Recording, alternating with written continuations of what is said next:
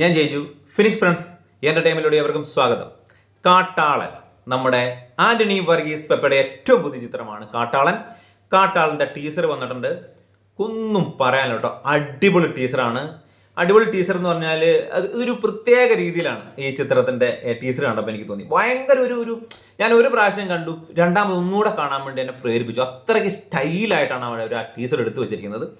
ഒന്നും പറയാനില്ല. കാരണം വെച്ചാൽ ഇത് ഭയങ്കര വയലൻസ് ആട്ടോ, ഭയങ്കര വയലൻസ് ഉള്ള ഒരു ചിത്രമാണ്. ഒരു സർട്ടിഫിക്കറ്റോടെ ഈ ചിത്രം പുറത്തിറങ്ങുള്ളൂ. പിന്നെ ഇപ്പം ഇങ്ങനെയുള്ള ചിത്രങ്ങളാണ് വിറ്റുപോകുന്നത്. നമുക്കറിയാം മാർക്കോ, അത്രയ്ക്ക് വയലൻസ് ഉണ്ടായിരുന്ന ഒരു ചിത്രമാണ്. മറ്റുള്ള ഭാഷയിൽ, നമ്മുടെ മലയാളത്തിൽ മാത്രമാണെങ്കിൽ അവർ ഇറക്കുന്നെങ്കിൽ ഇങ്ങനെ ഇത്രയും വയലൻസ് ഒന്നും അവർ കേട്ടില്ല. ഇത് പാൻ ഇന്ത്യൻ ചിത്രമായിട്ട് ഇറക്കുന്നതുകൊണ്ടാണോ അവർ ഇതിനകത്ത് ഇത്ര വയലൻസ് കയറ്റിയിരിക്കുന്നത്. മാർക്കോയ്ക്ക് ശേഷമാകുമ്പോൾ അതേ ടീമിൻ്റെ അടുത്ത ചിത്രമാണ്. അപ്പോൾ എല്ലാവർക്കും ഒരു പ്രതീക്ഷ ഉണ്ടാവും.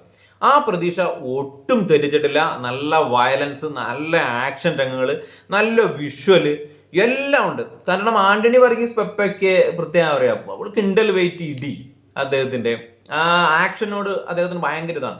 പിന്നെ അദ്ദേഹത്തിൻ്റെ ടീം, അദ്ദേഹത്തിൻ്റെ കൂടെയുള്ളവർ. ഇതിൻ്റെ പ്രമേയം എന്ന് പറഞ്ഞത് കാട്, അതേപോലെ ആനവേട്ട, ആനക്കൊമ്പ് വേട്ട, ഇതാണ് ഈ ചിത്രത്തിന്റെ പ്രമേയം. അടിപൊളിയായിട്ടാണ് ഇതിന്റെ ഒരു സീൻ. തുടക്കത്തിൽ തന്നെ നമ്മുടെ ആനയുടെ കാല് കാണിക്കുന്നു. അതിനുശേഷം ചിത്രത്തിലെ നമ്മളെ ആനവേട്ടയാണ്, ആനക്കൊമ്പ് വേട്ട. അപ്പം പുലിമുരുകനിലെ ഒരു സീനുമായിട്ട് എനിക്ക് ഭയങ്കരമായിട്ട് സാമ്യമായിട്ട് തോന്നി. അത് കാര്യമാക്കാനില്ല എന്ന് വെച്ചാൽ, നമ്മുടെ ലാലേട്ടൻ്റെ ചെറുപ്പം അവനിക്കുന്ന ചെക്കൻ പുലിനെ ഓടിച്ചു കൊണ്ടുവന്ന് വലിയ പാറയുടെ മുകളിൽ നിന്ന് ഇങ്ങനെ താഴോട്ട് ചാടുമ്പോൾ അവൻ്റെ മാമൻ ഒരു കയറ് വെട്ടിയിട്ട് ഒരു വലിയ മരക്കഷ്ണം ഇങ്ങനെ വരുന്നതും അവനിങ്ങനെ മാറുന്നതും ആ പുലിനെ ഇടിക്കുന്നതായിട്ടുള്ള ഒരു സീനുണ്ട്. അതേപോലത്തെ ഒരു സീൻ ഇതിനകത്ത് ഉണ്ട്. അതെങ്ങനെയാന്ന് ചോദിച്ചാൽ, നമ്മുടെ ആന വരുന്നു.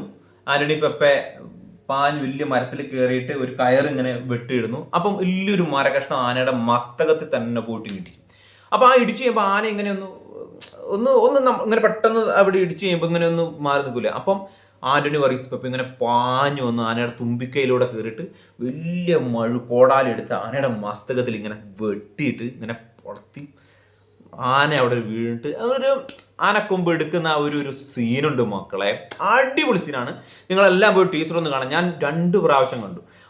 ഒരു പ്രാവശ്യം കണ്ടിട്ട് എനിക്ക് ആയതുകൊണ്ട് ഞാൻ 2 പ്രാവശ്യം കണ്ടതാണ്. അടിപൊളിയായിട്ടാണ് എടുത്ത് വെച്ചിരിക്കുന്നത്. പിന്നെ ഇതിനകത്ത് ഫൈറ്റ് സീൻസ് ഒക്കെ എടുത്ത് അടിപൊളിയായിട്ടാണ്. പിന്നെ ഇങ്ങനെ എടുക്കുമ്പം നമ്മുടെ മലയാളക്കാർക്കല്ല, ഹിന്ദിക്ക്, തമിഴ്, തെലുങ്ക് എല്ലാ ഭാഷക്കാർക്കാകുമ്പോൾ കുറച്ച് ഓവറായിട്ടൊക്കെ അവർ ഫൈറ്റ് സീൻസ് എടുത്തിട്ടുണ്ട്. പിന്നെ പറന്നിട്ട് വെടിവെക്കുന്നതും ഒക്കെ ആയിട്ടുള്ള സീനുകളൊക്കെ അടിപൊളി. പിന്നെ ലോറികൾ ചേസിങ്ങും അതും ഇതുമൊക്കെ ആയിട്ടും നല്ല പോലെ അടിപൊളിയായിട്ട്. മെയിൻ ഇത് രാത്രി ആയിരിക്കും ഇതിൻ്റെ ഷൂട്ടിങ് കേട്ടോ. രാത്രിയിലായിരിക്കാം സീനുകൾ കൂടുതൽ, ചേസിങ്ങും അതേപോലെ ഫൈറ്റും. നായിക കഥാപാത്രം ഉണ്ടോ എന്ന് എനിക്ക് സംശയമുണ്ട്. കാരണം അങ്ങനത്തെ ഒരു സിനിമയായിരിക്കാം. പിന്നെ പറയാൻ പറ്റില്ല, നായിക കഥാപാത്രത്തെ കയറ്റാണ്ടിരിക്കുന്നതായിരിക്കും ഏറ്റവും നല്ല ഈ സിനിമയ്ക്ക്. പിന്നെ എല്ലാവരും ഒന്ന് പോയി കണ്ടു നോക്കുക, നിങ്ങൾക്ക് എല്ലാവർക്കും ഇഷ്ടപ്പെടും.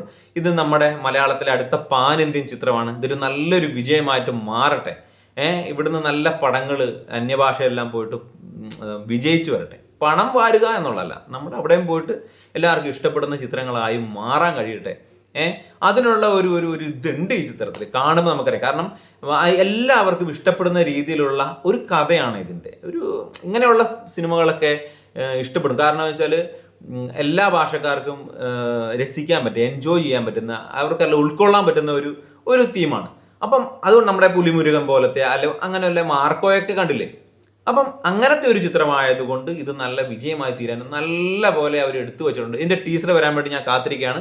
അടിപൊളിയായിട്ട് ട്രെയിലർ വരാൻ വേണ്ടി ഞാൻ കാത്തിരിക്കുകയാണ്. ടീസർ അടിപൊളിയാണ്.